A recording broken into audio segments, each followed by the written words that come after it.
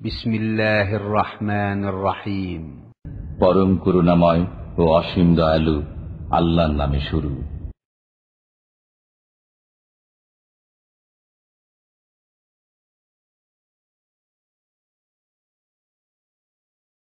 বিসমিল্লাহির রহমানির রহিম। আলহামদুলিল্লাহি রাব্বিল আলামিন ওয়াসসালাতু ওয়াসসালামু আলা রাসূলিহিল কারীম ওয়া আলা আলিহি ওয়া সাহবিহি আজমাইন। আম্মা বাদ, ফাকাদ ক্বালা আল মুআল্লিফ রাহিমাহুল্লাহু তাআলা বাবু সলাতিত তাতাওwu। আন রাবিয়াতা ইবনে কাব আল আসলামি রাদিয়াল্লাহু আনহু قال قال لي النبي صلى الله عليه وسلم سل فقلت اسالك مرافقتك في الجنه فقال او غير ذلك فقلت هو ذاك قال فاعني على نفسك بكثرة السجود رواه মুসলিম। আল্লাহ পাক রব্বুল আলামিনের সমস্ত প্রশংসা, সালাত এবং সালাম নাযিল হোক প্রিয় নবী সাল্লাল্লাহু আলাইহি ওয়াসাল্লামের উপর। আজকে হাদিসের দর্শের বিষয়বস্তু হচ্ছে নফল সালাত সম্পর্কে, সলাতুত তাতাওwu। লেখক বলছেন বাবু সলাতিত তাতাওwu। এই অধ্যায় হচ্ছে নফল নামাজ সম্পর্কে। তাতাওwu শব্দটি কি? আরবিতে কিন্তু নফল কথাটি কম ব্যবহার হয়, যদিও নফলটাও আরবি। বাবু সলাতিন নাফিলে কোথাও পাবেন না, হাদিসের কিতাবাতে কি পাবেন? বাবু সলাতিত তাতাওwu। কোরআনে কারীমে তাতাওwu শব্দটি খুব বেশি ব্যবহার হচ্ছে। ওমান তাতাওয়া খায়রান ফাইন্নাল্লাহা শাকিরুন আলিম। তাতাওwu বাবে তাফাউল থেকে, তা ওয়াও আইন মাদ্দা, এর মানে হচ্ছে আনুগত্য করা। যেই ধাতু থেকে আমার নাম, কি বুঝলেন? মতি, এতে তা ওয়াও আইন মাদ্দা, এই জন্য মতি মানে হচ্ছে আনুগত্যকারী। আল্লাহ পাক যেন আনুগত্য করার তৌফিক দান করেন। তো তাতাওwu মানে হচ্ছে আনুগত্য। মানে তার আসল শব্দটার অর্থ তাআতু মানে, আর তাতাওwu মানে হচ্ছে সৎ কাজ করা, ফেলুত তাআত। আল্লাহ পাক যে বলেছেন আতিউল্লাহ ওয়া আতিউর রাসূল, এই শব্দটি থেকে তাতাওwu মানে হচ্ছে নেক কাজ করা, ভালো কাজ করা। তাহলে নফল ইবাদত বন্দেগী, ফরজ ছাড়া অতিরিক্ত ইবাদত বন্দেগীকে তাতাওwu কেন বলা হয়? কারণ এগুলি হচ্ছে নেকির কাজ, ভালো কাজ। শরীয়তের ভাষায় ওয়াশারআন ওয়াসতিলাহান, শরীয়তের ভাষায় ভাষ্যকার বলছেন যে তাতাওwu কাকে বলে? বলছে তাআতুন গায়রু ওয়াজিবা, এমন নেকির কাজ যা ফরজ নাই। ফরজ ছাড়া অন্যান্য নেকির কাজগুলি হচ্ছে, ফরজ ওয়াজিব ছাড়া অন্যান্য নেকির কাজগুলি হচ্ছে কি? তাতাওwu। মিন সালাতিন, সে নামাজ হোক, তাতাওwu নামাজ মানে নফল নামাজ, সাদাকা নফল দান খায়রাত, রোজা নফল রোজা, হজ নফল হজ, এক হজের পরে বাকি হজগুলি, এইরকমই অতিরিক্ত ইলম শিখা, নামাজ রোজা হজ যাকাত করা, দিন পালন করার মতো মোটামুটি ইলম শিখে নিয়েছে, এটা ফরজ আদায় হয়ে গেছে। এখন অতিরিক্ত জ্ঞান অর্জন করছেন যাতে করে আমি আরো নিজেকে সুসজ্জিত করতে পারি কোরআন হাদিসের ইলম দিয়ে, এবং অন্যদের কাছে ইসলামের দাওয়াত পৌঁছাতে পারি, এই উদ্দেশ্যে আপনি বেশি শিখছেন। এটা হচ্ছে তাতাওwu, আপনার জন্য নফল। ইমাম ইবনে তাইমিয়া রাহমাতুল্লাহ আলাইহি বলছেন আত-তাতাওwu তুকাম্মাল বিহিল ফারাইজ ইয়াউমাল কিয়ামাহ। নফল ইবাদত বন্দেগীর গুরুত্ব রয়েছে, কারণ নফল ইবাদত বন্দেগী দিয়ে ফরজের ঘাটতি কিয়ামতের দিন পুরা করা হবে। ফরজে যদি ঘাটতি থাকে, অভাব থাকে, তাহলে তা পুরা করা হবে। নামাজে ঘাটতি যদি থাকে, তাহলে নফল নামাজ, ফরজ নামাজে ঘাটতি ছিল, কোনো যুগে কম করেছে, নামাজ পড়েননি, হয়তো মাঝে মাঝে পড়েছে, মাঝে পড়ে, তাহলে ঘাটতি পূরণ করা হবে নফল নামাজ দিয়ে। নফল সুন্নাত ইত্যাদি, নফল মানে সুন্নত বেতর সবগুলি, ফরজ ছাড়া যতগুলি নামাজ আছে সবগুলি তাতাওwu বা নফল। এটা হচ্ছে সাধারণ অর্থ নফলের। আমাদের দেশি অর্থ আবার নফলের আলাদা। দেশি অর্থ নফলের হচ্ছে ফরজের পরে সুন্নাত, আবার সুন্নাতে মুআক্কাদা, গায়র মুআক্কাদা, বেতরটা আবার ওয়াজিব, জোহরের নামাজ ফরজ, এশার নামাজ ফরজ, আবার বেতরটা ওয়াজিব, আর তারপরে যেইগুলি নামাজ সুন্নাতে রাতে বা নয়, দিনে রাতের 12 রাকাত নয়, সেগুলি হচ্ছে কি? নফল। হ্যাঁ, বাড়তি নামাজ পড়ছে সেগুলো নফল। এগুলো দেশি ভাগ। এগুলো কি ভাগ? দেশি ভাগ। এগুলো কোরআন হাদিসের ভাগ নয়। কোরআন হাদিসের দুটো ভাগ আছে, ফরজ আর নফল। ফরজ আর ফরজের অতিরিক্ত যা কিছু আছে সেগুলো হচ্ছে তাতাওwu। তাতাওউতে বিভিন্ন স্তর আছে। আমাদের দেশের মানুষকে একটু বুঝাবার জন্য মানুষরা এইভাবে করেছে, কিন্তু সবগুলি নফল অথবা তাতাওর অন্তর্ভুক্ত। ইমাম গাজালি রহমতুল্লাহ আলাই তার ইহয়াউল উলুম কিতাবে ভালো কথাও বলেছেন, আর কিছু ভুল ভ্রান্তি আছে। ভুল ভ্রান্তি আল্লাহ পাক মাফ করেন, তার অনেক খেদমত আছে, আল্লাহ যেন কবুল করেন। তিনি বলছেন আমরুল্লাহ ফারাইজ, আল্লাহ পাকের নির্দেশ হচ্ছে ফারাইজ, কিছু ফরজ আছে ইসলামে, নওয়াফিল কিছু নফল আছে। ফারাইজ গুলি কেমন? যেগুলি ইসলামের ফরজ, ফরজ নামাজ, ফরজ রোজা, ফরজ যাকাত, ফরজ হজ ইত্যাদি ইত্যাদি, ফরজ হেজাব, পর্দা ইত্যাদি ইত্যাদি যেগুলি ফরজ। বলছে ফরজটা হচ্ছে রাসুল মাল, এটা হচ্ছে আসল পুঁজি ব্যবসায়ীর, ব্যবসায়িক যে ব্যবসা করছে সেটা হচ্ছে ব্যবসায়ীর ব্যবসা হচ্ছে আমি আপনি আল্লাহর সাথে ব্যবসা করছি। কি ব্যবসা করছি? যে নেক আমলের মাধ্যমে জান্নাতকে ক্রয় করব, আল্লাহ পাকের রহমতের উপায় হবে আমার নেক আমল, আপনার নেক আমল ঈমান, আর তা দিয়ে আমি ক্রয় করব। ইন্নাল্লাহ আশতারা মিনাল মুমিনিনা আনফুসাহুম ওয়া আমওয়ালাহুম, আল্লাহ বলেছেন আল্লাহ পাক ক্রয় করেছেন তোমাদের জানমাল, মুমিনের জানমাল। তো আল্লাহ পাকের সাথে তো খরিদ্দারি হয়েছে, কেনা বেচা হয়েছে, আল্লাহ পাক কোরআনে কারিমে বলেছেন। সুতরাং এটা বানানো কথা বলছি না যে আল্লাহর সাথে আমরা ব্যবসা করছি, কেউ বলবেন না যেটা নতুন কথা, কোরআনে আছে। তো মানুষ আল্লাহর সাথে ব্যবসা করছে, দিন ইসলাম যে পালন করছে ব্যবসা করছে। ফরজগুলি তার হচ্ছে আসল পুঁজি, এটা হচ্ছে ব্যবসার আসল হচ্ছে পুঁজি। আর এটা হচ্ছে ব্যবসার ক্ষেত্রে কামিয়াবি হচ্ছে যে আসল পুঁজিটাকে আপনি রক্ষা করেন, আসল পুঁজিকে কমতে দিয়েন না, মাইনাস হতে দিয়েন না। আর নফলগুলি হচ্ছে অতিরিক্ত লাভ, লভ্যাংশ। নফলগুলি হচ্ছে লভ্যাংশ। আসল পুঁজি যদি থাকে তো আপনার ব্যবসা মোটামুটি ঠিক আছে, পুঁজি কমেনি, আমার 1 লাখ লাগিয়েছিলাম 1 লাখই আছে। ওই রকমই ফরজ ইবাদত বন্দেগী আপনার ঠিক আছে, কমের পক্ষে আপনি নাজাত পেয়ে যাবেন, জান্নাত পেয়ে যাবেন ইনশাআল্লাহ। আর লভ্যাংশ যদি থাকে, নফল ইবাদত বন্দেগী থাকে, অবেহাল ফৌজ ফিদ দারাজাত, তাহলে মর্যাদা উঁচা হবে, জান্নাতে আল্লাহ পাক রব্বুল আলামিন ফিরদৌস দেবেন আর উচ্চ মর্যাদা দান করবেন।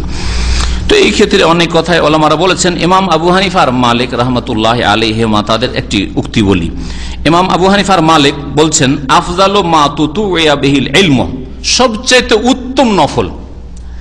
আমরা আমাদের দেশের মানুষকে নফল বললেই ব্রেন চলে যায় কোথায়? নফল নামাজে।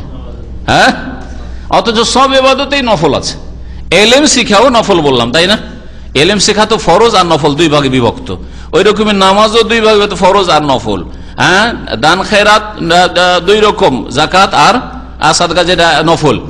আর তারপরে রোজাও ফরজ আর নফল, হজও ফরজ ও নফল, ইত্যাদি ইত্যাদি। তো সবচাইতে উত্তম নফল কোনটা? এই 2 ইমাম বলছেন আফজালু মা তুতুইয়া বিহি আল ইলম, সবচাইতে উত্তম নফল হচ্ছে ইলম অর্জন করা, ইলম শিখা। তাআল্লুমুহু, ইলম শিখা, ও তালিমুহু, আর ইলম শিখানো।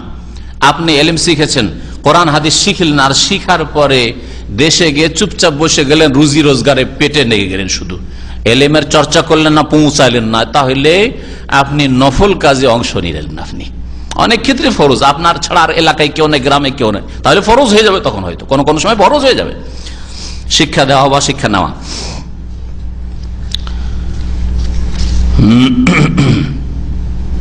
ইমাম নাওয়াবী রাহমাতুল্লাহ আলাইহি বলছেন যে ইত্তাফাকাস সালাফ, সালাফে সালেহিন একমত আলা আন্নাল ইশতিগাল বিল ইলমি আফদালু মিনাল ইশতিগাল বিনওয়াফিলিস সালাত। কেউ যদি ইলম চর্চা করে, কোরআন এবং হাদিস পড়াশোনা করে, তরজমা তাফসীর পড়ে বা শোনে, আর ইলম বাড়ায়, কোরআন হাদিসের ইসলামের ইলম বাড়ায়, এটা উত্তম নফল নামাজ থেকে, নফল রোজা রাখার চাইতে, নফল তসবির চাইতে, নফল জিকির আজকার চাইতে। কেন? বলছে ফাহুয়া নুরুল কলবি, ইলম হচ্ছে হৃদয়ের নূর, আলো। ওমা ইউরিদিল্লাহু বিহি খাইরান ইউফাক্কিহু ফিদ্দীন, আল্লাহ যার সাথে কল্যাণের ইচ্ছা করেন তাকে দিনের জ্ঞান দিয়ে থাকেন। তাহলে দিনের জ্ঞান আপনার যদি হাসিল হয়, এটা আল্লাহ পাকের মঙ্গলের ইচ্ছা আপনার সাথে। বলা হয়নি যে তাকে বেশি বেশি নফল পড়ার, নফল নামাজ পড়ার, বেশি বেশি নফল রোজা রাখার তৌফিক দেন, যাকে আল্লাহ ভালোবাসেন, কথা বলেননি না? আল্লাহ বলছেন তাকে ইলম শিখার তৌফিক দেন।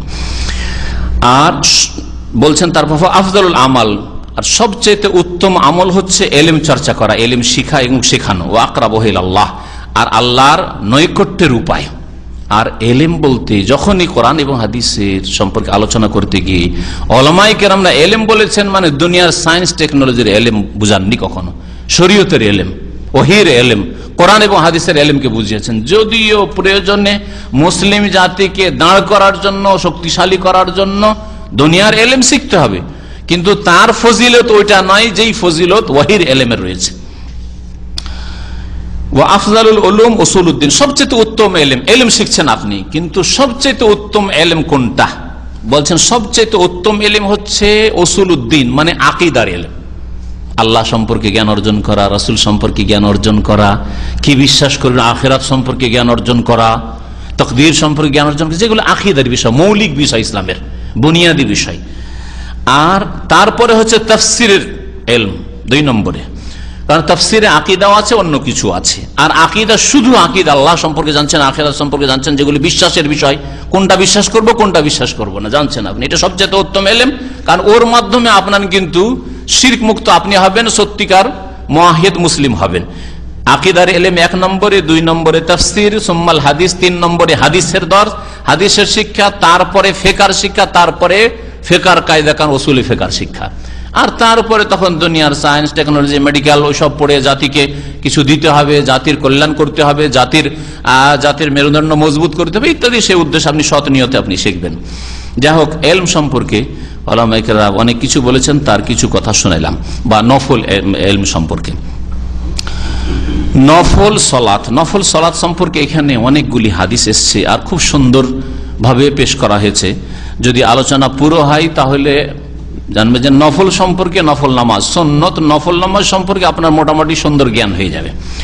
প্রথম যে হাদিসটা এখানে এসছে সেটা হচ্ছে সাহাবী রাবিয়া ইবনে কাব আসলামী রাদিয়াল্লাহু তাআলা আনহু থেকে বর্ণিত। তিনি বলছেন যে কাল লিন নবী সাল্লাল্লাহু আলাইহি ওয়াসাল্লাম, নবী করিম সাল্লাল্লাহু আলাইহি ওয়াসাল্লাম আমাকে একবার বললেন, সাল, আমার কাছে চাও, সাল মানে কিছু চাও। ফাকুলতু, তখন আমি বললাম, আসআলুকা মুরাফাকাতাকা ফিল জান্নাহ, আমি আপনার কাছে জান্নাতের সঙ্গী হতে চাই, আপনার কাছে চাই যে আমি যেন আপনার জান্নাতের সঙ্গী হতে পারি। ফাকালা, তখন নবী করিম সাল্লাল্লাহু আলাইহি ওয়াসাল্লাম বললেন, আওয়া গায়রা যালিক, এছাড়া আর কিছু আছে? আর কিছু চাও মানে দুনিয়ার কিছু চাও, টাকা পয়সা আরো কিছু লাগবে, হ্যাঁ এটা উট লাগবে, একটা সওয়ারি বাহন লাগবে, কিছু বলো। ফাকুল, তো সেই যুবক ছেলে ছিল, অল্প বয়সের ছেলে, সে বলল, হুয়া যাকা, ওইটাই চাই, ব্যাস আর কিছু চাই না। নবী করিম সাল্লাল্লাহু আলাইহি ওয়াসাল্লাম বলে, ফাআইন্নি আলা নাফসিকা বিকাসরাতিস সুজুদ, তাহলে আমার সাহায্য করো। ফাআইন্নি মানে আমাকে সাহায্য করো, আলা নাফসিকা তোমার জন্য, তোমার উদ্দেশ্যে, বিকাসরাতিস সুজুদ বেশি বেশি সেজদা করে। সেজদা মানে ফরজ নামাজ ছাড়া বেশি বেশি নফল নামাজ পড়ে। কোরআনের ভাষায়, হাদিসের ভাষায় যেখানে সেজদা বলা হয়েছে, সেজদায় তেলাওয়াত আর সেজদায় শুকুর ছাড়া আর কোন নামাজবিহীন সেজদা নেই। শুনে রাখেন ভালো করে, সেজদায় তেলাওয়াত গত সপ্তাহে আলোচনা হয়েছে, আর সেজদায় শুকুর, এই দুইটি নামাজের বাইরের সেজদা। তেলাওয়াতের সেজদা নামাজের ভিতরে হইতে পারে আর বাইরে হইতে পারে, নামাজের ভিতরে তেলাওয়াত করলেন, সেজদার তখন তেলাওয়াত সেজদা করলেন, আর বাইরে হইতে পারে। আর শুকুরের সেজদা নামাজের ভিতরে না, হঠাৎ করে একটা খুশির কথা মনে আসলো আর নামাজের মধ্যে আপনি সেজদা পড়ে শুকরানা, এটা চলবে না, যেটা গত সপ্তাহে বলা হয়নি, এটা নামাজের বাইরের সেজদা। এটা নামাজের বাইরে আর ভিন্ন আর কোন সেজদা নেই। সেজদা মানেই কি? নফল নামাজ, সুন্নত নামাজ। তাহলে বেশি বেশি সেজদা করে মানে বেশি বেশি নফল নামাজ আদায় করে আমাকে সাহায্য করো, যাতে করে তোমাকে আমি সঙ্গে নিতে পারি। তোমাকে সঙ্গে নেওয়া আমার প্রভাব দিয়ে, আমার ক্ষমতা দিয়ে আমি নিতে পারবো না, বরং আমি যদি তোমাকে সাথে নিই, তোমার কিছু করণীয় আছে, সেটা হচ্ছে বেশি বেশি তুমি নামাজ পড়িও, বেশি বেশি নফল নামাজ পড়িও। এটা এই জন্যই বললাম এই বিষয়টি, যে এই নামাজের বাইরে তেলাওয়াতের সেজদা আর শুকুর সেজদা ছাড়া আর কোনো সেজদা নাই। কিছু ভাইদেরকে দেখা যায় যারা সুন্নতার বিদাতের জ্ঞানও রাখে না, আর অত জানার পরোয়াও করে না, মাঝে মাঝে বসে থাকতে থাকে মসজিদে, খট করে একটা সেজদা দিলে উঠে চলে গেল। দেখেছেন না? দেখেন নাই? এটা বিদাত। এইরকম সেজদা জায়েজ নয়, বিদাত। একমাত্র তার হয়তো এটা খুশির কথা, সুখের কথা মনে হয়েছে, যে খবরটা তো এসেছিল আমার কাছে খুশির, আর সেজদাটা করা হয়নি তাই সেজদা করছি, তাহলে আলাদা ব্যাপার। কিন্তু মনে করবে যে কোরআন হাদিসের সেজদার কথা, ওয়াবুদু রাব্বাকুম ওয়াসজুদু, সেজদা করো, আর আমি এমনি জন্য সেজদা করলাম, চলবে না। খেয়াল খুশি কোরআন হাদিস বুঝলে হবে না। কোরআন হাদিসকে সাহাবায়ে কেরামরা যেভাবে বুঝে আমল করেছেন ওইভাবে আমল করতে হবে। সাহাবায়ে কেরামরা নামাজের বাইরে তেলাওয়াতের সেজদা আর শুকুরের সেজদা ছাড়া আর কোনো সেজদা করেননি। সুতরাং আল্লাহর নৈকট্য লাভের জন্য সেজদা একটা দিবেন আর উঠে চলে যাবেন, এটা চলবে না, এটা বিদআত, এটা বিদআত। যদি ভালো কাজ হইতো, নেকির কাজ হইতো, লাসাবাকুনা ইলাইহি, সাহাবায়ে কেরাম আমাদের চাইতে বেশি অগ্রগামী হইতেন, তারা আমাদের চাইতে বেশি আগে তারা এই ভালো কাজগুলি করতেন। ঘটনা এই ছিল যে এই সাহাবী রাবিয়া নবী করিম সাল্লাল্লাহু আলাইহি সাল্লামের কাছে রাত্রে থেকে যেতেন, পাশাপাশি থাকতেন, আর নবী সাল্লাল্লাহু আলাইহি ওয়াসাল্লামের খেদমত করতেন, হুজুর পানি এনে দিতেন আর খেদমত করতেন। নবী করিম সাল্লাল্লাহু আলাইহি ওয়াসাল্লাম ভাবলেন যে ছেলেটা যুবক মানুষ, অনেকদিন থেকে খেদমত করে, তো কিছু দিই, তাহলে আমাদের এরকম উচিত, কেউ যদি এরকম হয় হিতাকাঙ্ক্ষী, আপনার সহযোগিতা করছে, তাহলে কিছু দেওয়ার চেষ্টা করবেন তাকে। নবী সাল্লাল্লাহু আলাইহি ওয়াসাল্লাম ওর খেদমতের কিছু বিনিময় দিতে চাইলেন, জিজ্ঞেস করলেন যে সাল, অন্য হাদিসে সাল নিয়ে আমার কাছে কিছু চাও। নবী সাল্লাল্লাহু আলাইহি ওয়াসাল্লামের উদ্দেশ্য যে কিছু চাইবে, একটা উট চাইলে উট দিয়ে দেবো, আর কিছু যদি টাকা পয়সা চাই থাক, যা পারবো দিয়ে দেবো, কিছু চাক। কিন্তু এই যুবক নবী সাল্লাল্লাহু আলাইহি ওয়াসাল্লামের সাথে থেকে তার ঈমান কত সুন্দর হয়েছে, দুনিয়া তুচ্ছ তার কাছে, দুনিয়া চাই না, আখিরাত চাই। মাত্র যুবক, 12-14 বছরের ছেলে হয়তো। নবী করিম সাল্লাল্লাহু আলাইহি ওয়াসাল্লাম বললেন যে ঠিক আছে, তুমি সাথে আমার থাকতে পারবে, কিন্তু আমার ক্ষমতা নেই, তোমার কিছু আমল করতে হবে, সেটা হচ্ছে বেশি বেশি কি করো, নামাজ পড়ো। তাহলে বোঝা গেল যে কোন মানুষের এই ক্ষমতা নেই যে তার ক্ষমতা দিয়ে, তার বল প্রয়োগ করে জান্নাতে পৌঁছে দেবে। রাসূলুল্লাহ সাল্লাল্লাহু আলাইহি ওয়াসাল্লাম যদি এটা না করতে পারেন, তাহলে কোন পীর ওলি, কোন ক্ষেতের মুলি, কোন ক্ষেতের মুলা এরা, আস্তাগফিরুল্লাহ ওয়া আতুবু ইলাইহি। আমাদের বাবা আপনাদেরকে ছেড়ে একা জান্নাতে যাবেন না, আপনাদেরকে বাবা সবকে নিয়ে যাবেন। এসব বক্তব্য ভক্তরা যে ডান হাত বাম হাত থাকে না পীর সাহেবের, ওরা এই বয়ানটা রাখে যে আপনার আল্লাহর হস্তে দান খেরাত করেন। আমাদের ইউরোপের ভাইরা বলে, লন্ডনে যখন এই পীরগুলো যায়, কারণ সবার মুরিদ আছে ওইখানে, লন্ডনে মুরিদগুলো যায়, যাওয়ার পরে তাদের ভক্ত, যে খাস ভক্ত দাঁড়িয়ে যায়, খাস খলিফা, আর দাঁড়িয়ে পরে বলে যে আপনার আল্লাহর হস্তে দান করেন, দান আল্লাহর হস্তে, আর পেটে যাচ্ছে পীরের।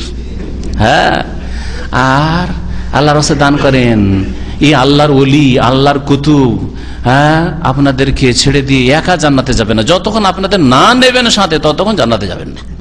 মনে হচ্ছে যে বাবার ঘর, জমিদারি রাখা আছে জান্নাতে, আল্লাহ জমিদারি দিয়ে রেখেছে এদেরকে।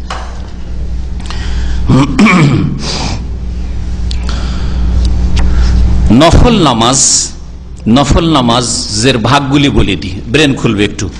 নফল নামাজ সম্পর্কে ভাষ্যকার বলছেন, নফল নামাজ 4 রকমের। আত্তাতাওয়্যু ফিস সালাতি আলা 4 আকসাম। নফল নামাজ হচ্ছে 4 প্রকারের। এক রকমের নফল সাধারণ নফল, যেগুলির কোনো কারণ নেই, টাইমও নেই, আর ফরজও নাই। প্রথম কি বললাম, এমন নফল যেগুলি বিনা কারণে নফল, সময় নেই, যে কোনো সময় পড়তে পারেন, আর ফরজ নাই, ওয়াজিবও নাই, এইরকম নফল। যেমন আপনার মনে হলো যে ফ্রি বসে আছি, 2-4 রাকাত নামাজ পড়ি জোহর আসরের মাঝখানে, কোনো কারণও নেই নামাজ পড়ার, আপনার এমনি বিনা কারণে আপনি আল্লাহর সন্তুষ্টির জন্য নামাজ পড়ছেন, আপনি আল্লাহর নৈকট্য লাভের জন্য, এইরকম নামাজ। 2 নম্বর নফল হচ্ছে যে এমন নফল নামাজ যা সময়ের সাথে সম্পর্কিত, সময়ের সাথে জড়িত বা সম্পৃক্ত। যেমন বেতরের নামাজ, ওর একটা নির্দিষ্ট সময় আছে, ফজর আজান হয়ে গেলে আর বেতর পড়া চলবে না।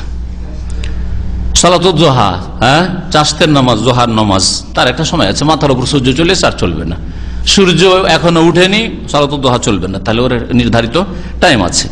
3 নম্বর নামাজ তাতাওয়্যু মুকাইয়াদ বিফরজ, এমন নফল নামাজ যেই নফলগুলি ফরজ নামাজের সাথে সংশ্লিষ্ট, ওর সাথে লাগা, গ্যাপ দিয়ে চলবে না, ফরজ নামাজের সাথে জড়িত, ফরজ নামাজের আগে পরে নবী করিম সাল্লাল্লাহু আলাইহি ওয়াসাল্লাম পড়েছেন বা পড়তে বলেছেন।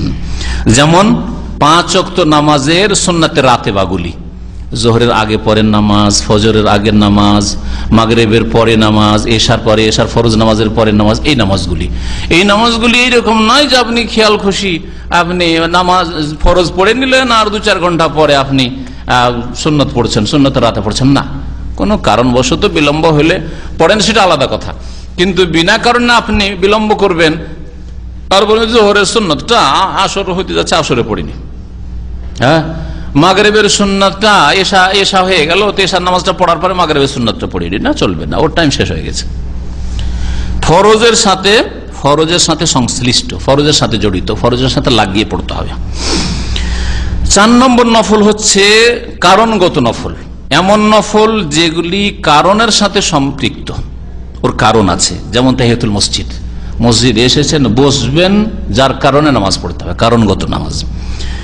এইরকমই তাহিয়াতুল উজু করেছেন, যার কারণে 2 রাকাত নামাজ পড়েন আপনি। তো এইগুলি হচ্ছে নফল নামাজ। হ্যাঁ, চন্দ্রগ্রহণ, সূর্যগ্রহণ, এগুলি হচ্ছে কারণগত নামাজ। চন্দ্রগ্রহণ, সূর্যগ্রহণ হয়েছে এই জন্য, দুর্ভিক্ষ, অনাবৃষ্টি, বৃষ্টি হয় না, সেই জন্য নামাজ পড়ে, ইস্তেসকার নামাজ, এগুলো হচ্ছে কারণগত নামাজ। আর এইরকম আরো নামাজ রয়েছে। বেতর বলা হয়, বেতরের সাথে তাহাজ্জুদ লাগিয়ে নেবেন। বেতর বললাম, তার মানে ভাববেন না যে তাহাজ্জুদ নেই, তাহাজ্জুদের নামাজ ওটাও ওই সময়ের সাথে সম্পৃক্ত। আপনি এশার নামাজের পর থেকে শুরু করে ফজর আজান পর্যন্ত এই লম্বা টাইম আপনাকে দেওয়া আছে, এর মধ্যে যে কোনো সময় তাহাজ্জুদ পড়তে, যদিও শেষ 3য় অংশ পড়লে বেশি ভালো। এখন এই সুন্নত নামাজগুলি সম্পর্কে দেখেন হাদিস। ওয়ান ইবনে উমর রাদিয়াল্লাহু তাআলা আনহুমা قال حفظت من النبي صلى الله عليه وسلم 10 ركعات ركعتين قبل الظهر وركعتين بعدها وركعتين بعد المغرب في بيته وركعتين بعد العشاء في بيته وركعتين قبل الصبح متفق عليه وفي روايه لهما ركعتين بعد الجمعه في بيته ولمسلم كان اذا طلع الفجر لا يصلي الا ركعتين خفيفتين। আব্দুল্লাহ বিন উমর রাদিয়াল্লাহু তাআলা আনহুমা, উমরের ছেলে, প্রখ্যাত সাহাবী আব্দুল্লাহ রাদিয়াল্লাহু আনহুমা বলছেন, তিনি যে হাফেজতু মিনান নবী সাল্লাল্লাহু আলাইহি ওয়াসাল্লাম, নবী করিম সাল্লাল্লাহু আলাইহি ওয়াসাল্লাম থেকে আমি মুখস্থ রেখেছি, সংরক্ষিত রেখেছি, ব্রেনে বসিয়ে রেখেছি 10 রাকাত, 10 রাকাত নামাজ, 10 রাকাত তিনি বলেছেন। রাকাতাইনি কাবলা যোহর, 10 রাকাত কিভাবে? প্রতিদিন 10 রাকাত নামাজ, ফরজ ছাড়া 17 রাকাত ফরজ, আর তারপরে 10 রাকাত তিনি বলেছেন। 2 রাকাত কখন? কাবলা যোহরে, যোহরের পূর্বে 2 রাকাত, ও রাকাতাইনে বাদাহা, আর 2 রাকাত যোহরের পরে, ও রাকাতাইনে বাদাল মাগরিব, আসরের নেই, মাগরিবের পরে 2 রাকাত নবী সাল্লাল্লাহু আলাইহি ওয়াসাল্লাম পড়েছেন ফি বাইতিহি, কিন্তু তার বাড়িতে পড়তেন এটা। ও রাকাতাইনে বাদাল ইশা, ইশা পরে 2 রাকাত নবী সাল্লাল্লাহু আলাইহি ওয়াসাল্লাম পড়তেন ফি বাইতিহি, নিজ বাড়িতে। ও রাকাতাইনে কাবলা সুবহে, আর ফজরের নামাজ, ভোরের নামাজের পূর্বে 2 রাকাত পড়তেন। মোট 10 রাকাত হলো। মুত্তাফাকুন আলাইহি, হাদিসটি বুখারীতেও রয়েছে, মুসলিমও রয়েছে। ওয়াফি রিওয়ায়াতিল লাহুমা, আর বুখারী মুসলিম আরেকটি বর্ণনা রয়েছে, রাকাতাইনে বাদাল জুমআতি ফি বাইতিহি, আর নবী সাল্লাল্লাহু আলাইহি ওয়াসাল্লাম সপ্তাহে জুমার দিনে 2 রাকাত নামাজ পড়তেন, জুমার নামাজ শেষ হওয়ার পরে ফি বাইতি, বাড়িতে এসে। তাহলে এই হাদিস স্পষ্ট জুমার ক্ষেত্রেও, যে জুমার দিন কেউ যদি বাড়িতে পড়ে তাহলে 2 রাকাত পড়াই সুন্নাত রাসূলুল্লাহ সাল্লাল্লাহু আলাইহি ওয়াসাল্লামের। মসজিদের ক্ষেত্রে একটা হাদিস রয়েছে যে মসজিদে পড়লে কত পড়বে? 4 রাকাত পড়বে। তো যারা মসজিদে পড়েন 4 পড়বেন, আর যদি বাড়িতে পড়া সম্ভব হয়, এর দ্বারা বোঝা যায় যে বাড়ির 2 রাকাত মসজিদের 4-এর চাইতে বেটার, ভালো। এই জন্য বাড়িতে এসে নবী সাল্লাল্লাহু আলাইহি ওয়াসাল্লাম 2 রাকাত পড়েছেন। এই নয় যে নবী করিম সাল্লাল্লাহু আলাইহি ওয়াসাল্লাম কম নেকি নিবেন, এই জন্য 2 পড়েছেন, কখনো না। সহিহ মুসলিমে আছে, কানা ইযা তালা আল ফজর, যখন ফজর হয়ে যেত, ভোর উদিত হইতো, লা ইউসাল্লি ইল্লা রাকাতাইনি খাফিফাতাইনি, তখন নবী সাল্লাল্লাহু আলাইহি ওয়াসাল্লাম মাত্র হালকা 2 রাকাত নামাজ পড়তেন, এর বেশি পড়তেন না। তো নবী করিম সাল্লাল্লাহু আলাইহি ওয়াসাল্লাম 2 রাকাত সুন্নাত পড়তেন ফজরের, আর তাও খুব হালকা পড়তেন। প্রথম রাকাতে সূরা ফাতিহার সাথে সূরা কাফিরুন, আর দ্বিতীয় রাকাতে সূরা ইখলাস, খুব হালকা করে পড়তেন, সংক্ষেপে, এর বেশি পড়তেন না। এই জন্য মসজিদে গিয়ে কেউ 2 এর বেশি পড়বেন না, যে 2 রাকাত তো সুন্নাত পড়লাম আর 2 রাকাত তাহিয়াতুল মসজিদ পড়ি না। মসজিদে গেলে ওই 2 রাকাতই পড়বেন। আর যদি বাড়িতে পড়ে নেন, বাসাতে আপনি সুন্নাতটা হয়তো পড়ে নিয়েছেন, আর তারপরে মসজিদে গেলেন, এখন ইকামত হয়নি, এখন তাহিয়াতুল মসজিদের নিয়তে অতিরিক্ত 2 রাকাত পড়তে পারেন, নিয়ত আলাদা আলাদা হয়ে গেল। এই হাদিসে 10 দেখলেন, আরো হাদিস আসুক, 12রও হাদিস আছে, আর দুটো সমন্বয় তখন বলবো যখন আসবে। ওয়ানহা, আর আয়েশা রাদিয়াল্লাহু তাআলা আনহা থেকে বর্ণিত, তিনি বলছেন, লাম ইয়াকুনিন নবী সাল্লাল্লাহু আলাইহি ওয়াসাল্লাম আলা শাইইন মিনান নওয়াফিল আশাদ্দা তাআহুদান মিনহু আলা রাকাতাইল ফজর, মুত্তাফাকুন আলাইহি। বলছেন যে নবী করিম সাল্লাল্লাহু আলাইহি ওয়াসাল্লাম নফল নামাজ, দেখেন এখানে নওয়াফিল শব্দটি উল্লেখিত হয়েছে, তাহলে নফল শব্দ আরবি শব্দ, আর নফল ব্যবহার করেছেন। আর কোন নামাজের ক্ষেত্রে নফল ব্যবহার করেছেন ওইটাও দেখেন। যারা বলে যে না না না, এই সুন্নতগুলি নামাজের আগে পরে যে সুন্নতগুলি আছে এগুলি নফল বললে ওরা হাসবে নি, তাদের মূর্খতার কারণে হাসবে। হাদিসে আছে, কি আছে, যে নফল কোন নামাজকে? ফজরের 2 রাকাত সুন্নাতকে নফল বলা হয়েছে, হাদিসে মা আয়েশা রাদিয়াল্লাহু তাআলা বলছেন। বলছেন নবী করিম সাল্লাল্লাহু আলাইহি সাল্লাম নফল নামাজের কোন নামাজের ওপর অত বেশি গুরুত্ব দিতেন না যত গুরুত্ব দিতেন তিনি ফজরের 2 রাকাত সুন্নাতের উপর, নফলের উপর। তাহলে ফজরের 2 রাকাত সুন্নাতকে মা আয়েশা রাদিয়াল্লাহু তাআলা আনহা কি বললেন? মিনান নওয়াফিল, নফল বললেন। তো নফল মানে ফরজ ছাড়া যতগুলি নামাজের সবগুলি নফল। নফল মানে অতিরিক্ত, জায়েদ। নফলের শাব্দিক অর্থই জায়েদ। হ্যাঁ, নফলের শাব্দিক অর্থ হচ্ছে জায়েদ, অতিরিক্ত, ফরজের ওপর যেটা বাড়তি। ওয়ান আয়েশা রাদিয়াল্লাহু আনহা, আয়েশা রাদিয়াল্লাহু তাআলা আনহা থেকে বর্ণিত নবী করিম সাল্লাল্লাহু আলাইহি ওয়াসাল্লাম সম্পর্কে তিনি বলছেন, কানা লা ইয়াদাউ আরবান ক্বাবলা যুহরি ওয়া রাকাতাইন ক্বাবলা আল গাদাতি, রাওয়াহুল বুখারী। সহিহ বুখারীর হাদিস। নবী করিম সাল্লাল্লাহু আলাইহি ওয়াসাল্লাম সম্পর্কে মা আয়েশা বলছেন যে নবী সাল্লাল্লাহু আলাইহি ওয়াসাল্লাম কি করতেন না, ছাড়তেন না 4 রাকাত নামাজ কাবলা জোহর, জোহরের আগে, মানে জোহরের আগে নবী সাল্লাল্লাহু আলাইহি ওয়াসাল্লাম 4 রাকাত নামাজ পড়তেন, ছাড়তেন না। ওয়া রাকাতাইন ক্বাবলাল গাদাতে, আর 2 রাকাত নামাজ ছাড়তেন না ক্বাবলাল গাদা, ফজর নামাজের আগে। গাদাতুন মানে হচ্ছে সুবহুন, ফজর। তো ফজরের নামাজের পূর্বে 2 রাকাত নামাজ ছাড়তেন না, আর জোহরের আগে 4 রাকাত নামাজ ছাড়তেন না। তাহলে এই হাদিস দ্বারা কি বোঝা গেল যে জোহরের আগে 4 রাকাত। আগের হাদিস ওইটা বুখারী মুসলিম আছে, এটা বুখারীতে আছে, হাদিস দুটোই সহিহ। হ্যাঁ, আর একটা হাদিস সামনে আসছে 12 রাকাতের হাদিস, ওইটাও পড়ে নেন, তারপরে সমন্বয় বলবো। আপনাদেরকে জিজ্ঞেস করবো একটা নেবেন আর একটা ছাড়বেন না দুটোর সমন্বয় করবেন, তারপরে দেখা যাক। সহিহ মুসলিমে রয়েছে ফজরের 2 রাকাত সুন্নাত সম্পর্কে, রাকাত আল ফজরি খায়রুম মিনাদ দুনিয়া ওয়া মা ফিহা, ফজরের 2 রাকাত সুন্নাত নামাজ দুনিয়ার চাইতে এবং দুনিয়াতে যা কিছু নিয়ামত রয়েছে সমস্ত কিছুর চাইতে উত্তম। দুনিয়ার সমস্ত নেতৃত্ব, সমস্ত ধনভাণ্ডার আর সমস্ত খনিজ সম্পদ যা কিছু আছে সবকিছুর চাইতে উত্তম হচ্ছে ফজরের 2 রাকাত সুন্নাত। সুতরাং এই 2 রাকাত সুন্নাত সম্পর্কে অবহেলা করবেন না, গাফিলতি করবেন না। যাবো যাচ্ছি উঠছি করে উঠলেন আর দৌড় দিতে দিতে গেলেন, জামাত শুরু হয়ে গেছে, নামাজটা ফরজটা পড়লেন, নামাজটা ফরজ পড়ার পরে অনেকে পড়লেন না, মজহাবি লাগাম যেহেতু লাগানো আছে না, আর নামাজ পড়া যাবে না। অথচ আবু দাউদের হাদিসে আছে যে সাহাবী পড়েছেন, নবী সাল্লাল্লাহু আলাইহি ওয়াসাল্লাম অনুমতি দিয়েছেন, তখনও পড়লেন না। চলেন সূর্য ওঠার পরে পড়লেও তো চলতো, আমরা বলছি না যে তখনই পড়তেই হবে। সূর্য ওঠার পরে ভুলে গেলেন, যেহেতু মজহাব বলছে যে আর নামাজ পড়বেন না, সেই জন্য হাদিসটা উপেক্ষা করলেন, আর যার ফলে তখন পড়লেন না, মনে ছিল, সূর্য ওঠার পরে আর মনে থাকলো না, ছুটে গেল। তাহলে দুনিয়া এবং দুনিয়ার সমস্ত সম্পদ চাইতে ভালো জিনিস আপনার হাতছাড়া হয়ে গেল। চিন্তা করতে পেরেছেন আপনি? সুতরাং এমন ভাবে মসজিদে যাবেন বা উঠবেন যাতে করে 2 রাকাত নামাজটা পড়ার পরে ইকামত হয়, 2 রাকাত নামাজ বাড়িতে পড়েন অথবা মসজিদে গিয়ে পড়েন।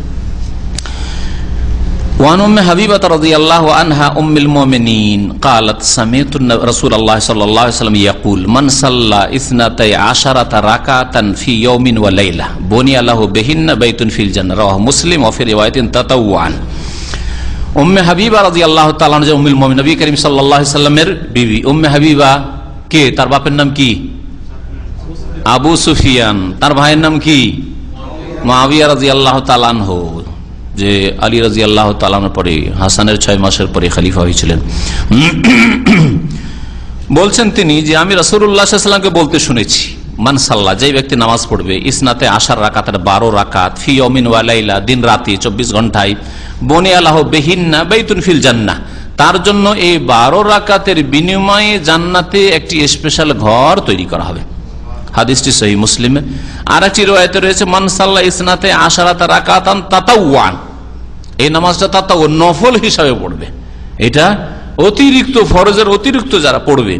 অলি তিরমিজি, আর তিরমিজিতে এইরকমই বলা হয়েছে, ওয়াজাদা, তাতে একটু বাড়তি আছে, মানে তফসিল, 12 রাকাত নামাজের ভাগ করে কখন কোন নামাজ কত রাকাত পড়তে হবে। আরবান কাবলা জোহর, 12-র মধ্যে 4 রাকাত হচ্ছে জোহরের আগে, ওয়ারাকাতাইনে বাদাহা, আর 2 রাকাত জোহরের পরে, ওয়ারাকাতাইনে বাদাল মাগরিব, মাগরিব পরে 2 রাকাত, ওয়ারাকাতাইনে বাদাল ইশা, ইশা পরে 2 রাকাত, ওয়ারাকাতাইনে কাবলা সালাতিল ফজর, আর ফজর নামাজের পূর্বে 2 রাকাত। কত রাকাত হইল? 12 রাকাত হইল। ওয়ালিল খামসাতি আনহা, এরপরে আর একটা হাদিস দেখেন অতিরিক্ত, আর 5 জন ইমাম, ইমাম আহমদ, আবু দাউদ, নাসাই, তিরমিজি, ইবনে মাজাহ, এই 5 জন ইমাম, ইমাম হাফিজ ইবনে হাজার যখন তার এই বুলুগুল মারামে 5 জন ইমাম বলবেন তো এই 5 জনকে উদ্দেশ্য করেছেন। উম্মে হাবিবা রাদিয়াল্লাহু তাআলা আনহা বর্ণনা করেছেন, মান হাফাজা আলা আরবাইন ক্বাবলা যোহর, যেই ব্যক্তি হেফাজত করবে 4 রাকাত নামাজের জোহরের পূর্বে ও আরবাইন বাদার 4 রাকাত নামাজের জোহরের পরে। আরেকটু বেড়ে গেল, কি বললো? এতক্ষণ পর্যন্ত জোহরের পরে কয় রাকাত পড়লেন? 2 রাকাত। এই হাদিসে কি আছে? জোহরের পরে 4 রাকাত, আর আগেও 4 রাকাত। তাহলে 12 জায়গায় কত হয়ে গেল? 14 হয়ে গেল। যেই ব্যক্তি 4 রাকাত জোহরের আগে পড়বে, জোহরের পরে 4 রাকাত পড়বে, হারামাহুল্লাহু তাআলা আলান নার, আল্লাহ পাক রব্বুল আলামিন তাকে জাহান্নামের জন্য হারাম করে দিবেন, জাহান্নামের জন্য হারাম করে দিবেন। প্রথম হাদিস যেটা, সেটা তো সহিহ মুসলিমে রয়েছে। আর এই 5 জন ইমামের সংকলিত যে হাদিসটা, যাতে রয়েছে যে জোহরের আগে 4 পরে 4, এই হাদিসটা সম্পর্কে দ্বিমত রয়েছে একটু। তবে এই হাদিসটা সম্পর্কে ইমাম তিরমিজি বলেছেন হাদিস হাসানুন সহিহ, আল্লাহু আলাম। এই নামাজগুলি 12 রাকাত পড়বেন না 10 পড়বেন? হ্যাঁ বলেন, না 14 পড়বেন? হ্যাঁ হ্যাঁ 12 পড়বে। 10 যদি কেউ পড়ে গুনাহগার হবে, আদায় হলো, সুন্নাতের রাতে আদায় হবে। নবী করিম সাল্লাল্লাহু আলাইহি ওয়াসাল্লাম বিভিন্ন সময় বিভিন্ন রকম আমল করেছেন, যেই সাহাবী যতটা জেনেছেন বর্ণনা করেছেন। মা আয়েশা রাদিয়াল্লাহু তাআলা আনহা বর্ণনা করেছেন 12 হাদিস। হ্যাঁ, মানে জোহরের আগে 4, হ্যাঁ, আর আরবান কাবলা, জোহরের আগে 4 ছাড়তেন না। যখন মা আয়েশার বাড়িতে যেই দিনগুলিতে নবী সাল্লাল্লাহু আলাইহি ওয়াসাল্লাম নামাজ পড়েছেন 4 পড়েছেন, উনি 4 দেখেছেন, তাই 4 বর্ণনা করেছেন। উম্মে হাবিবা রাদিয়াল্লাহু তাআলা এই হাদিসটা শুনেছেন 12 হাদিস, যে জোহরের আগে 4, তিনি ওইভাবে বর্ণনা করেছেন। আব্দুল্লাহ বিন উমর রাদিয়াল্লাহু তাআলা নবী করিম সাল্লাল্লাহু আলাইহি ওয়াসাল্লামের কে? শালা, উমরের ছেলে, নবী সাল্লাল্লাহু আলাইহি ওয়াসাল্লামের কাছাকাছি যুবক ছেলে থাকতেন, বোনের বাড়ি আসতেন, বোনের বাড়ি হাফসার বাড়ি এসে তিনি দেখেছেন বা শুনেছেন তার কাছ থেকে। এটা কওলি হাদিস, বাচনিক হাদিস, যে 10 রাকাত নামাজ তোমরা পড়বে, নবী সাল্লাল্লাহু আলাইহি ওয়াসাল্লাম পড়েছেন এবং পড়ার কথা বলেছেন। তিনি তার নলেজ মোতাবেক বর্ণনা করেছেন, তাহলে সবগুলি আপন জায়গায় ঠিক আছে। এই জন্য কেউ যদি 10 রাকাত আদায় করে নেয় তাহলে কোনো আপত্তি নেই, তার জন্য যথেষ্ট, এটা সে আদায় করলো। আর যদি কেউ 12 পড়ে, কখনো 12 পড়েন, আপনি নবী সাল্লাল্লাহু আলাইহি ওয়াসাল্লামের মতো করেন, কখনো আপনি 10 পড়েন, কখনো 12 পড়েন, কখনো 14 পড়েন। যে হাদিসটা জোহরের আগে 4 আর পরে 4, এর উপরে মাঝে মধ্যে আমল করে পড়লে 14 হয়ে যায়, কখনো 14 পড়েন। এই ছিল এই মর্মে হাদিস। এই রাতে বা সুন্নতগুলি বাড়িতে পড়া উত্তম। বলছেন আল আফজাল আন তাকুনা রাওয়াতিবুল মাগরিবি ওয়াল ইশা ওয়াস সুবহি ওয়াল জুমআ, মাগরিবের, এশার আর ফজরের আর জুমার এই নামাজগুলি বিশেষ করে বাড়িতে পড়া উত্তম। কারণ নবী করিম সাল্লাল্লাহু আলাইহি ওয়াসাল্লাম বাড়িতে পড়েছেন। হ্যাঁ, বাড়িতে পড়েছেন। আয়েশা রাদিয়াল্লাহু তাআলা আনহা থেকে বর্ণিত সহিহ মুসলিম হাদিস রয়েছে, কানান নবী সাল্লাল্লাহু আলাইহি ওয়াসাল্লাম ইউসাল্লি ক্বাবলা যুহরি আরবান, জোহরের আগে 4 রাকাত নামাজ ফিল বাইতে, বাড়িতে, জোহরেরও 4 রাকাত বাড়িতে পড়তেন। সুম্মা ইয়াখরুজু, তারপরে বের হতেন, ফায়ুসাল্লি বিন নাস, আর লোকদের ইমামত করতেন। সুম্মা ইয়ারজিউ আল বাইত, তারপরে বাড়িতে ফিরে আসতেন, ইউসাল্লি রাকাত, তার বাড়িতে এসে 2 রাকাত নামাজ। তাহলে এই হাদিস আরো বোঝা গেল, এই হাদিস দ্বারা, সহিহ মুসলিম এর হাদিস দ্বারা, যে জোহরের আগের পরে সুন্নাতগুলিও নবী করিম সাল্লাল্লাহু আলাইহি ওয়াসাল্লাম 6 রাকাত বাড়িতে পড়েছেন, এটাও বেশি উত্তম। ফাফি, এই হাদিস প্রমাণ করে আন্না সুন্নাত সালাত রাতিবা ফিল বাইতি আফজালু মিনহা ফিল মসজিদ, মসজিদের তুলনায় বাড়িতে সুন্নতগুলি পড়লে বেশি উত্তম হবে, বেশি নেকি হবে। কারণ বাড়িতে নামাজ পড়লে মানুষ থেকে নফল ইবাদতকে লুকিয়ে আল্লাহর জন্য করলেন, হুলুসিয়াত বেশি আসবে তাতে। আর ফরজ নামাজ লুকিয়ে পড়লে হবে না। ফরজ নামাজের ক্ষেত্রে এই যুক্তি দাঁড় করলে হবে না যে মানুষকে দেখাবো কেন, নামাজ পড়বো, আমি ঘরে নামাজ পড়ে নেবো মহিলার সাথে, বিবির সাথে, চলবে। কারণ ফরজ নামাজ যেহেতু ফরজ, যদি না পড়তে মসজিদে যান তো মহল্লার লোকেরা, আশেপাশের লোকেরা, প্রতিবেশী বলবে যে বেনামাজি। আপনি ওইদিকে ওই গুমরা যুক্তি দিয়ে বলছেন আমি বাড়িতে লুকিয়ে নামাজ পড়ছি, আর ওইদিকে গ্রামবাসী বলছে যে বেনামাজি। বুঝতে পেরেছেন? এইরকম আজকাল কিছু চরমপন্থী আছে, না এরা বিদাত টেদাত করে, নামাই তো পড়ে না, এদের পিছনে নামাজ পড়বো না, দেশে গিয়ে ঘরে নামাজ পড়ে বিবির সাথে, না জায়েজ নয়। বিদাত পন্থীর পিছনে নামাজ হবে, কোনো সন্দেহ নেই। কাবিরা গুনাহকারী ফাসিক চোরের পিছনে নামাজ হবে। মদ খাওয়া লোক, মদ খায় কিন্তু এখন হুঁশ দিশে আছে, নামাজ পড়াচ্ছে, আপনি তাকে সরাইতে পারবেন না, ইমামতি সে পেয়েছে সরকারের পক্ষ থেকে, তার পিছনে নামাজ হবে। এটা আহলে সুন্নাত ওয়াল জামাতের হানাফি, শাফিঈ, মালিক, আমি সবার আকীদা। ফাজির, সৎ, অসৎ সমস্ত মুসলিমের পিছনে নামাজ হবে, একমাত্র বড় শিরকারের পিছনে নামাজ হবে না। আপনি যতক্ষণ পর্যন্ত ব্যক্তিগতভাবে ওই ইমামকে না জানবেন যে বড় শিরক করে, একে জানি, দেখেছি অথবা বিশ্বস্ত সূত্রে জেনেছি যে মাজারে সেজদা করে এসছে, মাজারে খাসি জবাই করে এসছে, মাজারে চাদর চড়ে এসছে, যতক্ষণ না জানবেন অথবা এরকম বড় শিরক করেছে, হ্যাঁ বলেছে বক্তব্যে যে ওলি আউলিয়া গৌস কুতুবরা দিতে পারে, উদ্ধার করতে পারে, জাহাজ রক্ষা করতে পারে ডুবা থেকে, এরকম কথা যদি শুনে থাকেন তাহলে বড় শিরক, তাহলে তার পিছনে নামাজ পড়িয়েন না। আর নামাইতে পড়ে, হ্যাঁ, আর সম্মিলিত মোনাজাত করে, আর ইত্যাদি এইসব বিদাত করে, মিলাদ পড়ে, সেই জন্য আমি মসজিদে নামাজ পড়বো না, এটা মোটেই আপনার জন্য জায়েজ নয়। শয়তান সুযোগ নেবে যে তুই হেদায়েত হয়েছিলি, তোকে আর এক গর্তে ফেলবো, এক গর্ত থেকে, বেদাতের গর্ত থেকে ওইটি এসেছিলি, এখন তোকে খারেজিদের গর্তে ফেলবো, চরমপন্থীদের গর্তে নিয়ে যা ছাড় দেবো, সাবধান। নফল নামাজ, নফল নামাজের মধ্যে এক রকমের নামাজ হচ্ছে বেতর, হ্যাঁ, আর ফজরের সুন্নাত, এই দুটো নামাজ সফরে পড়বেন না পড়বেন না? হ্যাঁ, নবী করিম সাল্লাল্লাহু আলাইহি ওয়াসাল্লাম বেতরের নামাজ আর ফজরের সুন্নাত কখনো ছাড়েননি।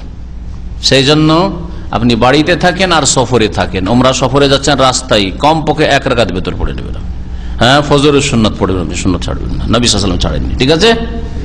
আর বাকি যে সুন্নতগুলি রয়েছে, জোহরের আগে পরে, মাগরিবের পরে, এশা পরে, এই সুন্নতের রাতেবা, এই সুন্নতের রাতেবাগুলি নবী করিম সাল্লাল্লাহু আলাইহি সাল্লাম সফরে পড়েন, আপনি সফরে পড়বেন না, এটা হচ্ছে সুন্নাত। আপনি সফরে সুন্নাতের রাতেবা তাহলে সফরে পড়বেন না, বাড়িতে পড়বেন। তাহলে বেতর হয়ে গেল আর ফজরের সুন্নত হয়ে গেল, এক হুকুম তার। আর বাকি যে সুন্নতগুলি রয়েছে সেই সুন্নতগুলির এক হুকুম হয়ে গেল। এছাড়া বাকি বেশ কিছু সুন্নত নফল নামাজ রয়েছে, যেমন তাহাজ্জুদের নামাজ, সালাতুদ দুহা, ইশরাকের নামাজ, হ্যাঁ, এই নামাজগুলি, তাহিয়াতুল মসজিদ, মসজিদ ঢুকেছেন, এখনো জামাত শুরু হয়নি, তাহিয়াতুল মসজিদ, এই নামাজগুলি সফরে পড়বেন না পড়বেন না? তাহাজ্জুদ পড়ায় অভ্যস্ত, মক্কাতুল মুকাররমা মদিনায় গিয়েছেন, আরে সফরে আছি, সফরে তো এমনি ফরজে আল্লাহ ডিসকাউন্ট করেছেন, তাহলে আমি কেন তাহাজ্জুদ পড়বো? এই যুক্তি চলবে? ভুল, এই যুক্তি ভুল। জি, তাহলে এই তাহাজ্জুদের সুন্নাত বা নফল বলেন আপনি, তাহাজ্জুদের নামাজ, সালাতুদ দুহা, আপনি মোবারক জায়গায় আছেন অথবা সফরে, যে কোনো জায়গায় সফরে আছেন, যে কোনো সফরে, দুনিয়ার সফরে থাকতে পারেন, হোটেলে আছেন, ফ্রি আছেন, আপনি সালাতুদ দুহা পড়বেন, আপনি তাহাজ্জুদের নামাজ পড়বেন, কোনো অসুবিধা নেই, কোনো অসুবিধা নেই। শুধু যেই নামাজগুলিতে ডিসকাউন্ট আল্লাহ করেছেন, অর্থাৎ ফরজ নামাজে কসর আল্লাহ দিয়েছেন সফরে, সেই জন্য ওর সাথে সংশ্লিষ্ট নামাজগুলি মানে সুন্নাতগুলি পড়বেন না। বুঝেছেন আমার ভাষাটা? জোহরে আল্লাহ 4 ফরজে 2 করে দিলেন, আসরের 4 ফরজে 2 করে দিলেন, এশার 4-এ 2 করে দিলেন। আল্লাহ যেখানে ফরজেই কমিয়ে দিয়েছেন, হালকা করে দিয়েছেন, তো ফরজের সাথে সংশ্লিষ্ট নামাজ হচ্ছে সুন্নাতের রাতে, জোহরের আগে পরে সুন্নাত, হ্যাঁ, মাগরিবের পরে সুন্নাত, এশা পরে সুন্নাত, এই সুন্নাতগুলি পড়বেন না। কারণ আসলটাতেই যখন কমিয়ে দেওয়া আপনার জন্য হালকা করা হয়েছে, তো আবার বোঝা কেন ভারী করবেন? আল্লাহ পাক এটা চান না, এটা সুন্নাত, এই জন্য নবী সাল্লাল্লাহু আলাইহি ওয়াসাল্লাম থেকে প্রমাণিত নয়। সফরে জোহরের সুন্নাত পড়া, মাগরিবের সুন্নাত পড়া, এশার সুন্নাত পড়া নবী সাল্লাল্লাহু আলাইহি ওয়াসাল্লাম থেকে প্রমাণিত নয়। ইমাম ইবনুল কাইয়িম রাহমাতুল্লাহ বলছেন, ইন্না মিন হাদিয়িন নবী সাল্লাল্লাহু আলাইহি ওয়াসাল্লাম, জাদুল মাদে বলেছেন, ফি সাফারিহি, সফরের নবী সাল্লাল্লাহু আলাইহি ওয়াসাল্লামের আদর্শ হচ্ছে আল ইখতিসার আলাল ফারজে, শুধু ফরজ নামাজ পড়া। ওয়ালাম ইউহফাজ আনহু আন্নাহু সাল্লা সুন্নাতাস সালাতি ক্বাবলাহা ওয়ালা বাদাহা, আর নবী সাল্লাল্লাহু আলাইহি ওয়াসাল্লাম থেকে এমন কোন হাদিস সংরক্ষিত নেই, বর্ণিত নেই যে তিনি সুন্নাতে কাবলিয়া, ফরজ নামাজের আগের সুন্নাত পড়েছেন আর পরে সুন্নাত পড়েছেন, ইল্লা মা কানা মিনাল উইতর, তবে বেতরের নামাজ শুধু পড়তেন, ওয়া সুন্নাতুল ফজর, আর ফজরের 2 রাকাত সুন্নাত পড়তেন। ফাইন্নাহু লাম ইয়াকুন লিয়াদাহুমা হাজারান ওয়ালা সাফারান, নবী সাল্লাল্লাহু আলাইহি ওয়াসাল্লাম বাড়িতেও ছাড়তেন না এই দুটো সুন্নাত, আর সফরও ছাড়তেন না। কোন দুটি সুন্নাত? বেতরের নামাজ আর ফজরের নামাজ। ফজরের সুন্নাত নামাজগুলি ওয়াজিব না সুন্নাত? সুন্নাত। ওই রকমই বেতর ওয়াজিব না সুন্নাত? সুন্নাত। ওয়াজিব না, যারা ওয়াজিব বলেছে তারা ভুল করেছে। 3 ইমাম, ইমাম শাফি, মালিক, আহমদ, তারা বলেছেন যে, আর সমস্ত মুহাদ্দিসিনে কেরাম, যে বেতর হচ্ছে সুন্নাত, ওয়াজিব নাই, একমাত্র হানাফি মাযহাব ছাড়া। আম্মা ইযা কানাত তানাফুল নাফলান মুতলাকান, নফল নামাজ, ফাকাদ সুইল আল ইমাম আহমদ, ইমাম আহমদ রাহমাতুল্লাহ আলাইহি জিজ্ঞাসা করা হয় যে নফল নামাজ সম্পর্কে কি বলেন, সফরে যদি নফল নামাজ পড়তে চাই। ফাকাল আরজু আল্লাহ ইয়াকুনা বিত্তাতাওয়ি বাস, কেউ যদি সফরে থাকে আর মনে করে যে আমি ফ্রি আছি, অতিরিক্ত মক্কায় আমি 2-4-10-20 রাকাত নামাজ পড়বো, কোনো অসুবিধা নেই, আমি আশা করি যে কোনো আপত্তি নেই, পড়লে পড়তে পারে, অসুবিধা নেই। আসরের নামাজ সম্পর্কে আমরা কি জানলাম?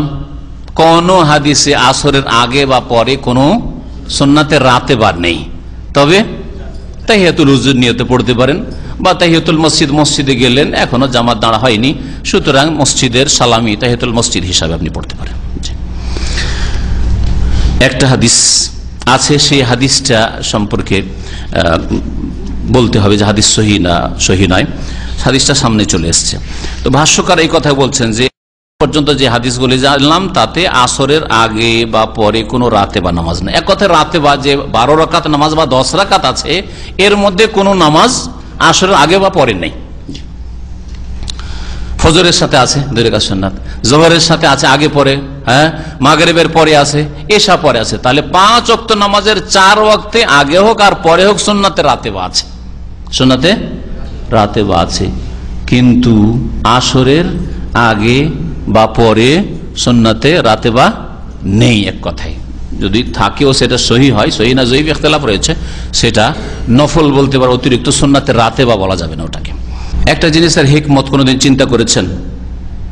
ভাষ্যকার বা ওলামাকে আমরা লিখেছেন হাদিসের ব্যাখ্যায় যে ফজরের আগে 2 রাকাত সুন্নাত, জোহরের আগেও আছে পরে আছে, মাগরিবের পরে শুধু, আর এশার পরে শুধু। কেন মাগরিবের আগে কেন সুন্নাতে রাতেবা নেই? এশার আগে কেন সুন্নাতে রাতেবা নেই? জোহরের আগে পরে 2 দিকে কেন সুন্নাতে রাতেবা?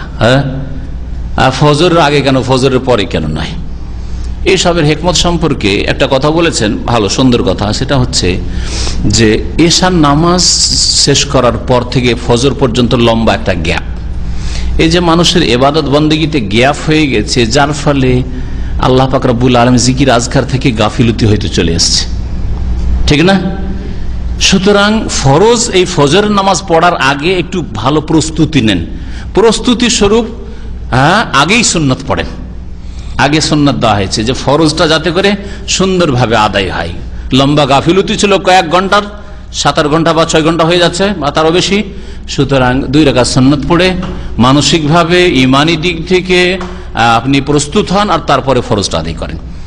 এইরকমই ফজর থেকে শুরু করে জোহরের মাঝখানে লম্বা গ্যাপ, কিন্তু ভোর 4টা-5টা থেকে শুরু করে একেবারে 12টা পর্যন্ত লম্বা একটা গ্যাপ হয়ে যাচ্ছে, যার ফলে একটা গাফিলতি চলে এসছে। গাফিলতি দূর করার জন্য সরাসরি ফরজে না ঢুকে তার আগে একটু প্রস্তুতি, ইমানি প্রস্তুতি, সুন্নাত পড়ার পরে ইমানি প্রস্তুতি হয়ে গেছে, মানসিক অবস্থা সুন্দর হয়ে গেছে, ইবাদতে মন লেগেছে, এখন ফরজে ঢুকেন আপনি।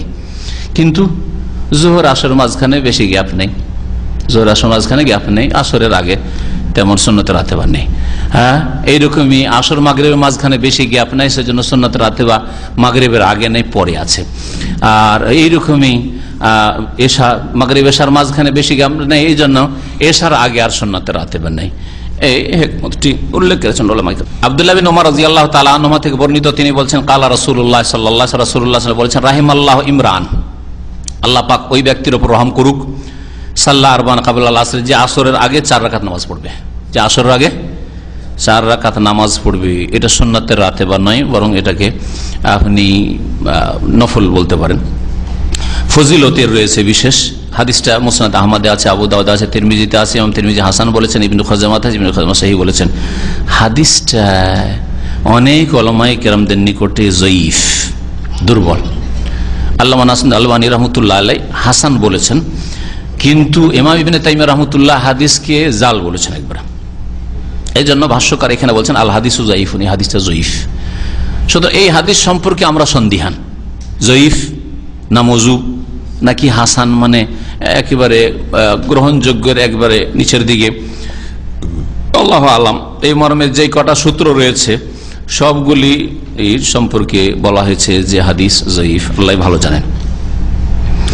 ইমাম ইবনুল কাইয়িম রাহমাতুল্লাহ আলাইহি কি বলছেন শুনেন, বলছেন আম্মাল আরবা কাবলাল আসরি, আসরের আগে যে 4 রাকাত নামাজ, ফালাম ইয়াসিহা আনহু সাল্লাল্লাহু আলাইহি ওয়াসাল্লাম ফি নাকলিহা শাইউন, এই নামাজটি সম্পর্কে নবী সাল্লাল্লাহু আলাইহি সাল্লাম থেকে কোনো হাদিস সহিহ সূত্রে প্রমাণিত নাই।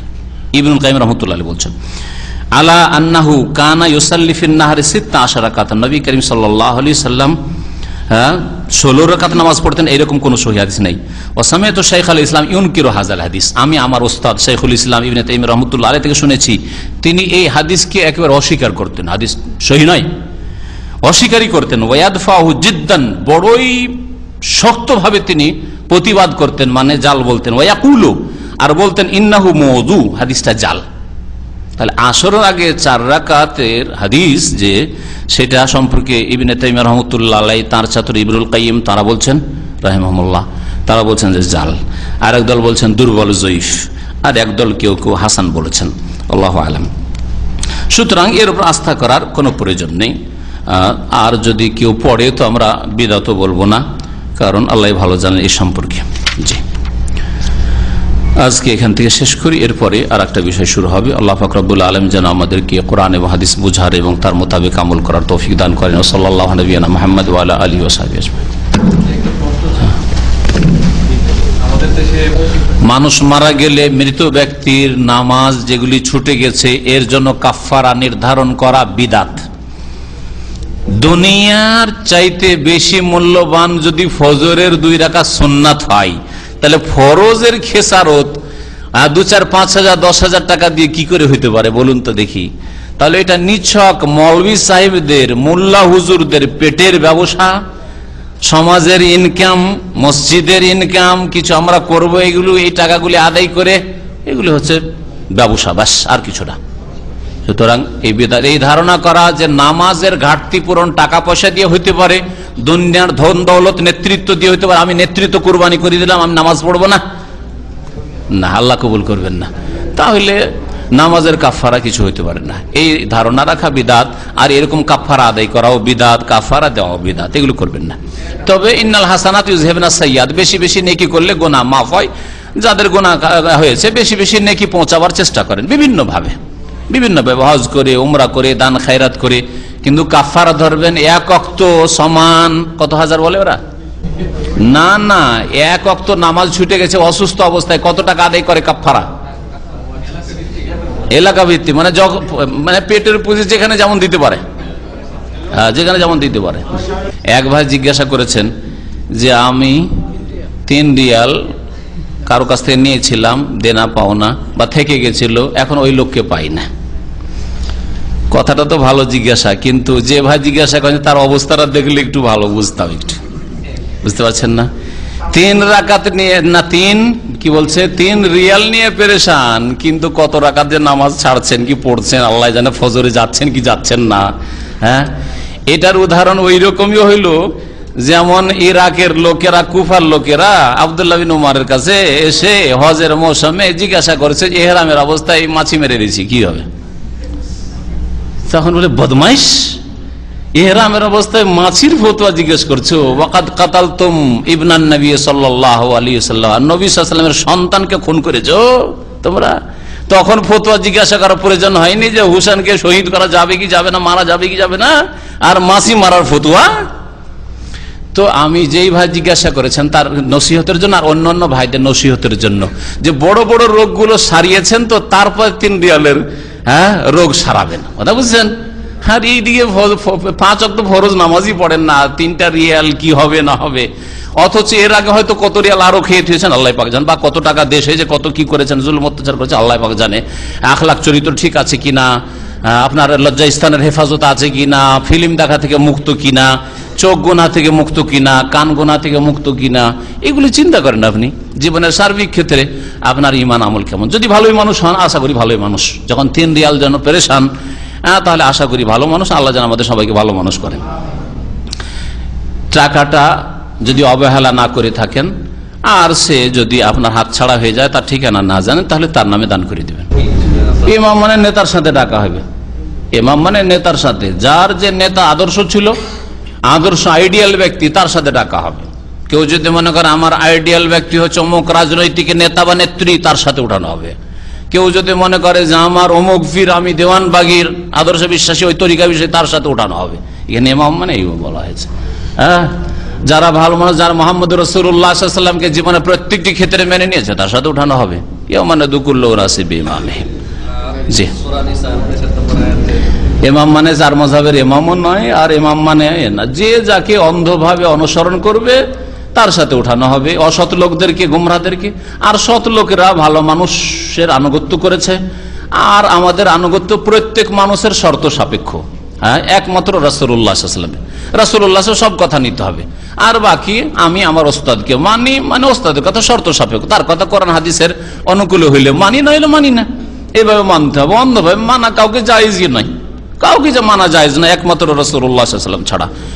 তো রাসূলুল্লাহ সাল্লাল্লাহু আলাইহি ওয়াসাল্লামের সাথে জীবনের প্রত্যেকটি ক্ষেত্রে যে থাকবে সে রাসূলুল্লাহর সাথে উঠবে। আর যারা গুমরাহ নেতাদের সাথে, দুনিয়ার নেতৃত্বে যারা রয়েছে অথবা ধর্মীয় নেতৃত্বে রয়েছে গুমরাহরা, তাদের সাথে ছিল, তাদের আদর্শে বিশ্বাস ছিল, তাদের সাথে উঠবে। যারা যেই তরিকতের উপর ছিল, যেই পীরের মুরিদ ছিল, তার সাথে উঠবে। ইয়াউমা নাদকুল্লু রাসি বিইমামিহিম। না, জাদু দিয়ে জাদু দূর করা জায়েজ নাই। শিরক দিয়ে শিরক দূর করা, পেশাব দিয়ে পেশাব ধুয়ে ফেলা, পেশাব দিয়ে পায়খানা ধোয়া জায়েজ নাই। কথা বুঝছেন? সেজন্য জাদু দিয়ে জাদু দূর করার চেষ্টা করা বা তদবির করা জায়েজ নাই, বরং শিরক এটা। সুতরাং আল্লাহ বলছেন ফাসালু আহলা যিকরে, যারা আলেম, যারা জানে তাদেরকে জিজ্ঞেস করো। ইন কুনতুম লা, তোমরা জানো না, জিজ্ঞেস করেন যে আমি আমার এলাকায় কোরআন হাদিসের আলেম যে তাবিজ করবে না, যে শিরিক করবে না, যে জাদু দিয়ে জাদু দূর করবে না, এইরকম কাকে পাবো? তখন বলে দেওয়া হবে আপনাকে। জিজ্ঞেস করেন, চেষ্টা করেন। জি হ্যাঁ, কোরআন এবং হাদিসের আলোকে জাদু চিকিৎসার বই আপনাদের কাছে আছে, এটা ইন্টারনেটেও দেওয়া আছে। তারপরে বলবেন যে জানে না। যার একাধিক বাড়ি আছে, নিজের বাড়িতে গেলে সে মকিম, বছর চলবে না। জি।